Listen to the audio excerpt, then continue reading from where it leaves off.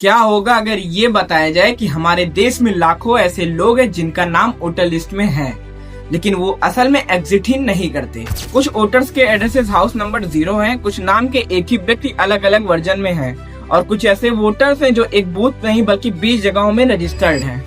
दोस्तों, ये पिक्चर आपने देखी होगी। ये एक ब्राजील की मॉडल है जिसे हरियाणा के वोटर लिस्ट में अलग अलग नामों का फर्जी पहचान के साथ दर्ज किया गया। और राहुल गांधी ने इसी पिक्चर को दिखाते हुए कहा कि ये कोई मामूली गलती नहीं है और ना ही किसी भी BLO की गलती है, बल्कि ये कहीं और से किसी और से किया गया है। इससे क्या पता लगता है?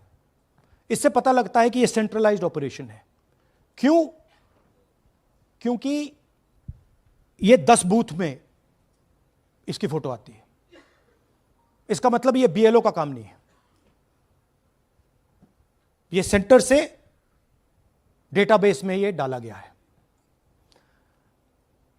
ब्राजील की महिला 22 बार 10 बूथों में हरियाणा में वोट कर रही है।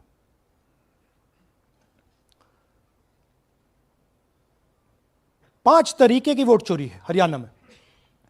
Duplicate voters 5 lakh, invalid addresses 90,000, तकरीबन 90,000, बल्क वोटर्स 19 लाख, और ये जो आखिरी हमने खाली रखे हैं misuse of form 6, misuse of form 7, ये एडिशंस और डिलीशंस हैं। सवाल सीधे है, अगर विदेशी मॉडल की फोटो की वोटर ID में घुसाया जा सकता है तो ये गलती कैसे बनी?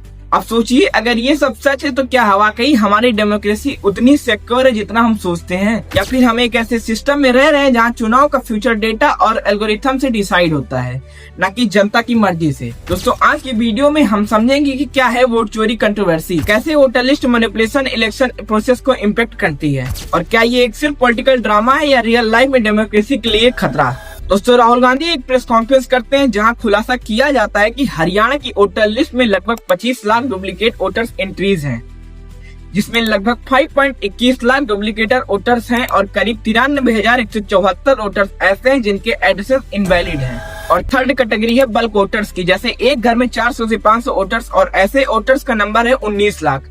इसी तरह से बिल्कुल 25 लाख वोटर्स ऐसे हैं जो फेक हैं।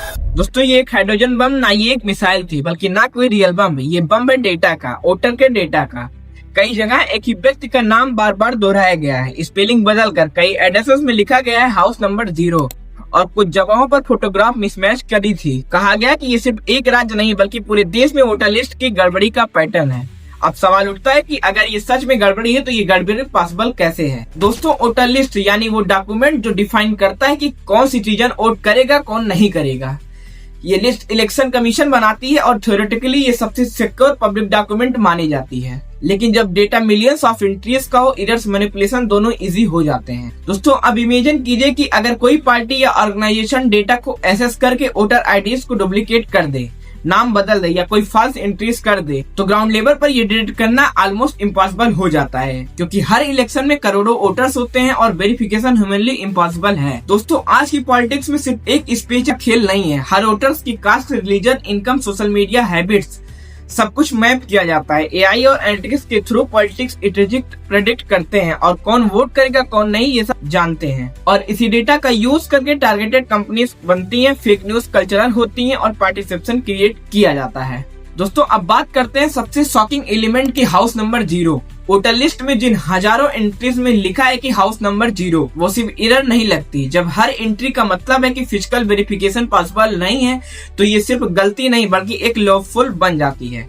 यहाँ से दो बातें साफ हैं। एक, इलेक्शन कमीशन की जिम्मेदारी कि वो ऐसे इनकम्प्लीट एड्रेस की तुरंत जांच करे और फील्ड वेरिफिकेशन कराए, लेकिन जब सवाल उठते ही मिनटों में टाल दिए जाएं तो या सिर्फ लिप सर्विस दी जाए तो नेचुरलिटी पर सवाल उठाना स्वाभाविक है। राहुल गांधी ने मुख्य चुनाव आयुक्त की ओल्ड प्रेस कॉन्फ्रेंस का वीडियो दिखाया, जिसमें वो हाउस नंबर 0 पर सफाई दे रहे हैं कि क्यों हाउस नंबर 0 होता है। जिन लोगों के पास घर नहीं होता, सरकार जी का एक्सप्रेशन देखिए, भाग्यवान है। कई लोगों के पास घर नहीं होता लेकिन उसका नाम भी मतदाता सूची में होता है, और उसका पता क्या दिया जाता है? उसका पता वो जगह दी जाती है जहां वो व्यक्ति रात को सोने आता है, कई बार सड़क के किनारे, कई बार पुल के नीचे, या कई बार लैंप पोस्ट के किनारे। और ये एक उदाहरण है, हमारे पास बहुत सारे उदाहरण हैं।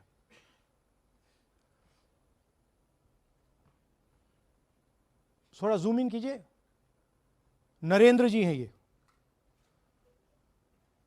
ये इनका घर है। अब प्रॉब्लम क्या है, जब हाउस नंबर 0 होता है और अगर हम वोटर को चेक करना चाहते हैं तो तकरीबन इम्पॉसिबल है। हमने इनके गांव में किसी को भेजा, लोगों को भेजा, फोटो से वेरीफाई करना पड़ता है, ढूंढ कर ये है। उसके बाद फिजिकली हमने पता लगाया कि ये उसका घर है। ऐसे बहुत सारे उदाहरण हैं। मेरा घर छीन लिया, अब नरेंद्र का भी छीन रहे हैं, राइट? तो but this is the method, system है।